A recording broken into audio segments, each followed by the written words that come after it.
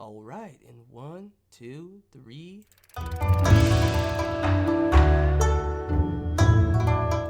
Welcome back, y'all. Welcome back to another episode of the Zillion Podcast. Check this out.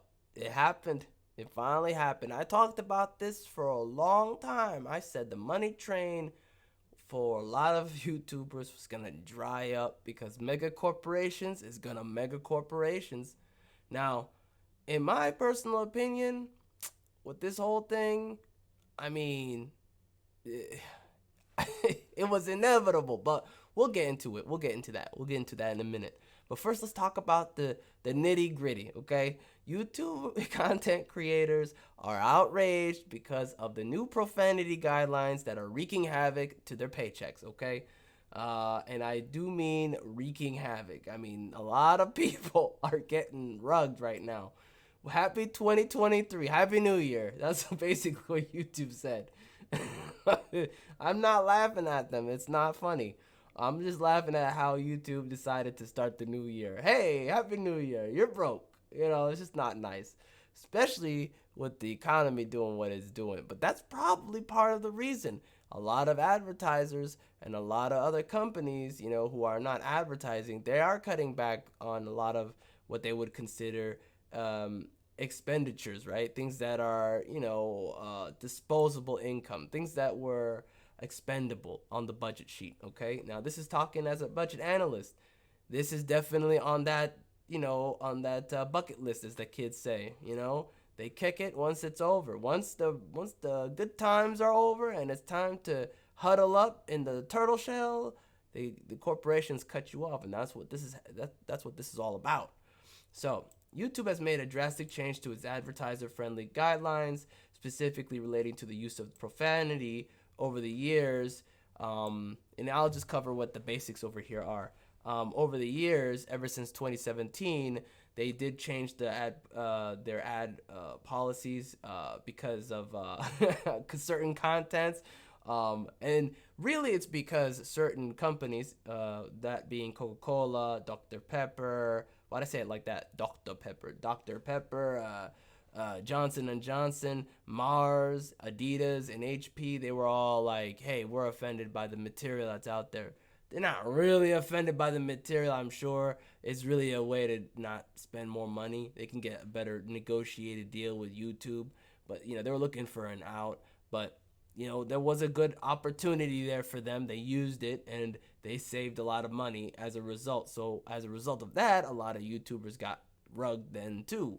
So now you're having the same situation happen here, but this time it's a lot more stringent. It's a lot more strict. I told you, if if you are all about the "I got mine" mentality when it comes to freedom of speech, and you think all speech, it shouldn't be protected, or at least at least you shouldn't demoralize your YouTube creators, right? Your bread and butter, by rugging them, right? You would think that would be a smart thing to do, not to irritate or annoy or depress the people who are bringing the content to your channel or your website that brings people to watch, right? I mean, that's the whole point. People come for the content creators. They don't really come for the YouTube. I mean, YouTube has a billion, other companies who would love to do what YouTube is doing. There's lots of companies that are doing what YouTube is doing anyway,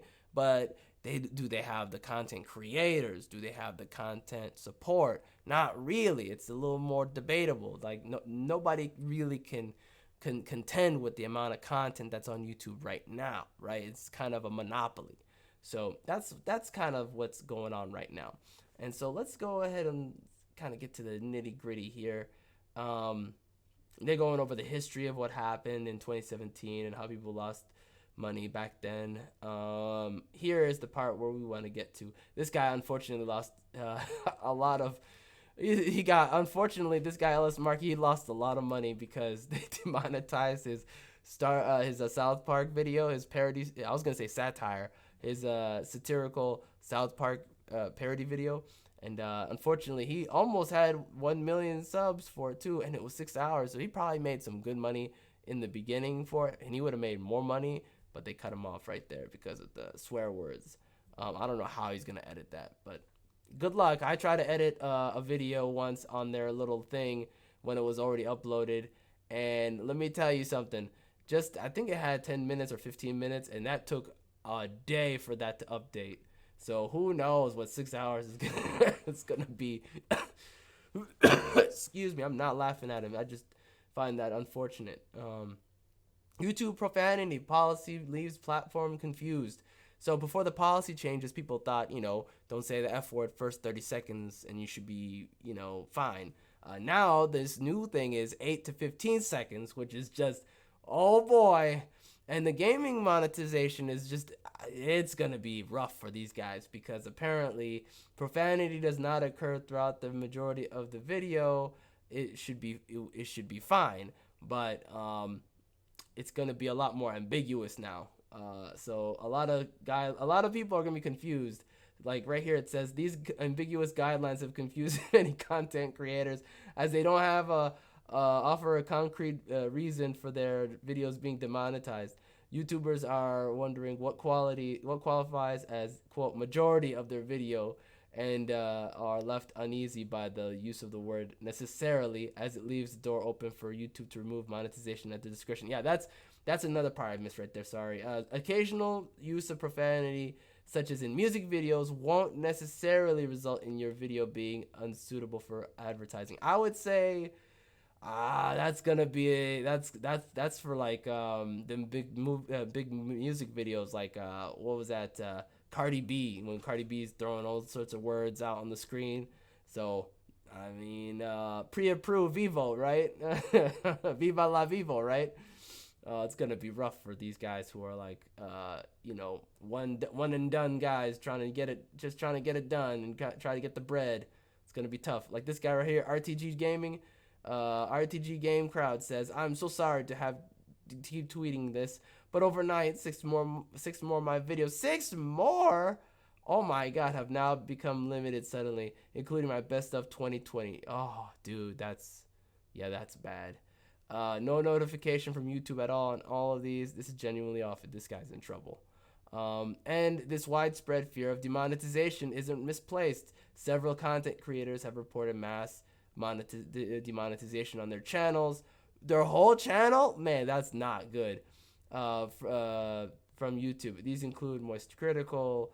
I don't think that's not his actual channel name, but that's okay. LS Mark, RTG Games, Stan from Poland. Oh boy. I didn't know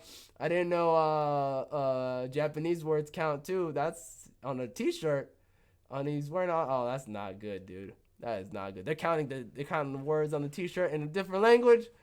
Oh boy. YouTube's upgrading. They're leveling up to the worst kind of platform.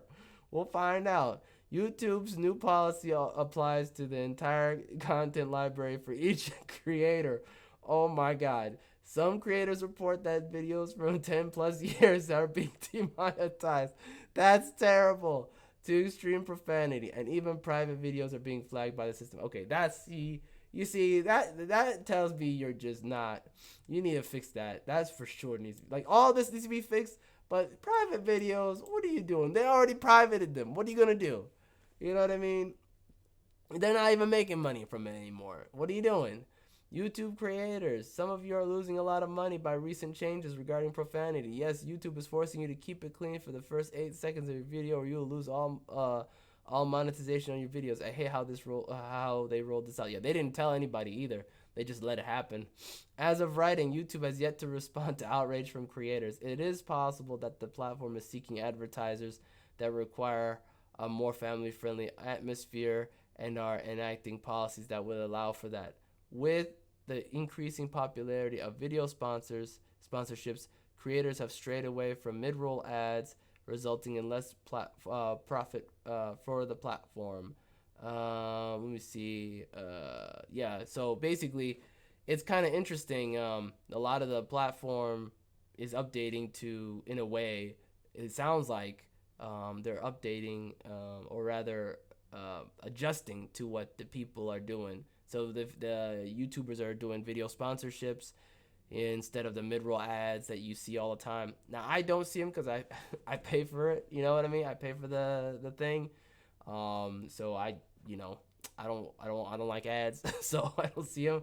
But I can see how that can be annoying. That's definitely not fun. But the policy change doesn't seem to be the problem for creators. Instead, they are more upset with the lack of communication from YouTube leading up to the change.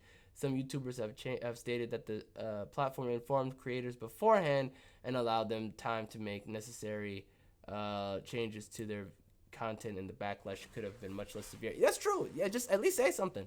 Say something. You know what I mean? It's I don't know, man. I kind of feel for the people, man. I really do feel for the people, but it's like, you know, that's why I personally don't look at, like, I like seeing the views. Views are cool. You know, I like the interaction. Interaction's cool, but I'll never look at it as, in my opinion, based on how YouTube operates, I'll never look at it like, oh, this is a stream of income I can rely on. I only see it as, oh, it's extra. Nice. Thanks for the tip, YouTube. That's how I'll look at it. You know, if you want to support the show here, I rely on the wonderful support of you. I have the link in the description. You can hit any of those donation buttons. I appreciate that. Any one of those is fine, if you will. And goes a long way to improving the show, man. It goes a long way to supporting the show. Keeps the train going. I love it.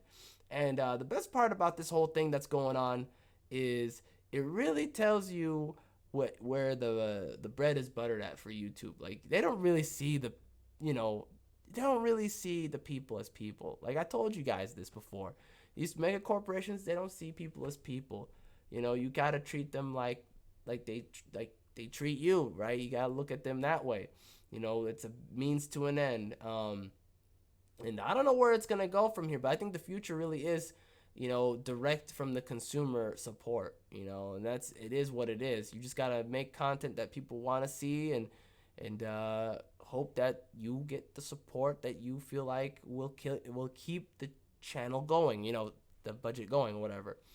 Anyways, thanks so much for now. Let me know what you think about this. Do you think YouTube is gonna get replaced one day? You think this is an opportunity for YouTube to get replaced? Somebody else stepping up? I think this is a good time for Rumble to step on up and be like, hey, we don't do any of that. Come on down, and do like a mass, you know, come on down campaign. You know, let me know what you think. Thanks so much, guys. God bless and have a great day. Peace.